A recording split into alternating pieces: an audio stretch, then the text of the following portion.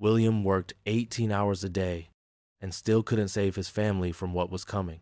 William Carter was 49 years old.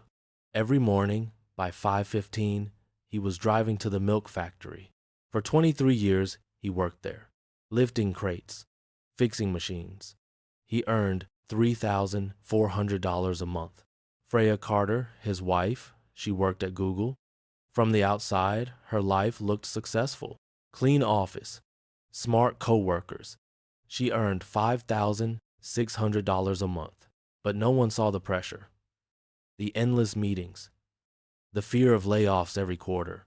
Their son, Sebastian, was 21, young, observant, restless.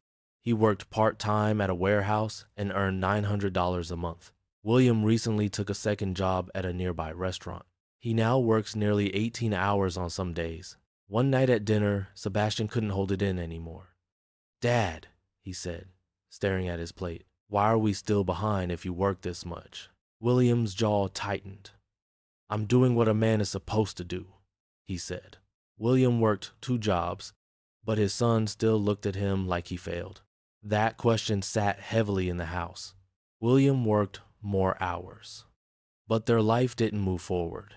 It felt like running on a treadmill that never stopped. Freya tried to help by picking up more responsibility at work, but stress changed her. She became quieter, shorter, distant. One night, she whispered, "We can't keep living like this." William snapped, "So what do you want me to do? Quit? Give up?" But she didn't answer. Sebastian watched his parents drift apart. He felt anger rising inside him. He learned something painful. Hard work alone only builds income. It doesn't build leverage. And income disappears when you stop. It happened on a Friday. William was at the restaurant kitchen when his vision blurred. The room tilted. His chest tightened, and he collapsed. Freya's phone rang. Sebastian drove her to the hospital. The doctor came out. "He's not having a heart attack," the doctor said, "but he's severely exhausted. If he keeps this pace, next time could be worse." Freya's knees felt weak.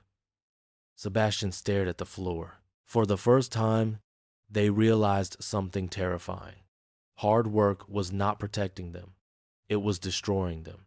That night, lying in a hospital bed, William whispered something he had never said out loud. "What if I've been working hard at the wrong thing my entire life?" That question changed everything. Recovery forced William to slow down. Sebastian sat beside him one evening.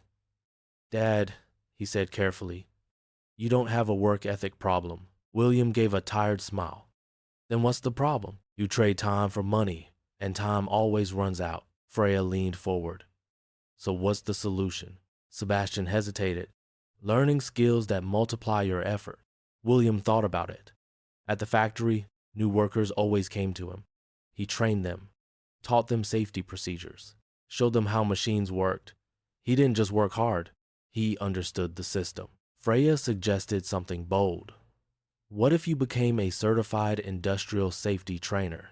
Factories always needed compliance officers, and they didn't have to lift crates for 12 hours. It wasn't easy. William had to study again at 49. He felt embarrassed at first, but Sebastian helped him with online modules. For once, they weren't surviving separately. They were building together. Months later, William quit the restaurant job. Then, after certification, he transitioned from floor worker to safety supervisor. His income didn't double overnight, but it grew steadily. More importantly, his body healed, his marriage softened, the tension eased. Hard work isn't useless, but blind hard work is dangerous.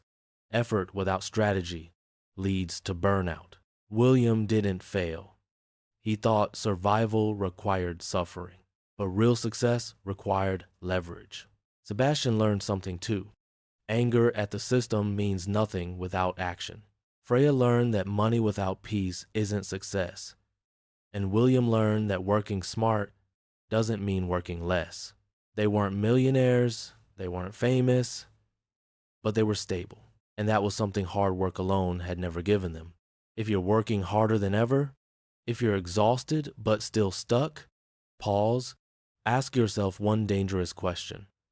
Am I working hard, or am I working in the wrong direction? Because effort alone doesn't guarantee success, but effort with strategy might save everything. Subscribe to this channel as it provides a solution to your problem.